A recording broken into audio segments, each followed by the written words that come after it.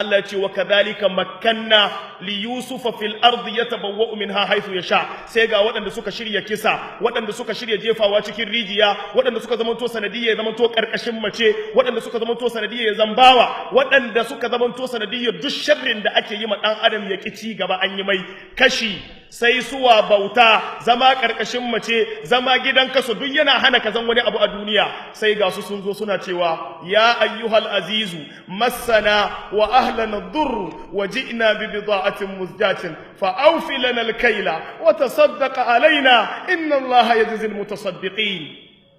قال هل علمتم ما فعلتم بيوسف وأخيه إذ أنتم جاهلون قالوا أئنك لأنت يوسف قال أنا يوسف وهذا أخي قد من الله علينا إنه من يتقي ويصبر فإن الله لا يضيع أجر المحسنين قالوا تالله لقد آثرك الله علينا وإن كنا لخاطئين da haka in ka tashi shirya mu wani sharri wallahi tuna duk abin da zaka yi mai in Allah ya ce sai ya zan sharrin nan da zaka yi mai alama ce ta ka zama makiyin shi kenan in yayi samu babban matsayi ya san ka laraba suka ce izra khairan wansa in ka shirya in izra khairan in ka shibka alkhairi wansa ka manta ka tafi abunka saboda ba zai dawo ma da sharri ba wazra sharran waraqib in ka shirya sharri wallahi ka bi shi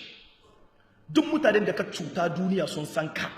in wani ya barka wani yana nan yana jiran sa'a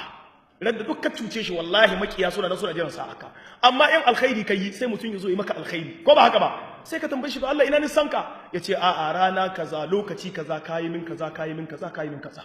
wannan nasiha ce gare mu gaba daya kowa ya shiga cikin wannan wa'azi musamman mata da ake bar muku ƴaƴan waɗansu musamman Twitter yaro ya zo gidanka dan ba ɗanka bane ya zo daga ƙauye kana barin sai ƴaƴanka sun ci abinci kana kallo matarka ta tura mai yana cin gaya kana kallo wai saboda shi ba ƙauye na yana nan yana ɗauka sai ya hito da ƙauye zaka yi zan shugaban ƙasa sannan mu ga wanda za a yi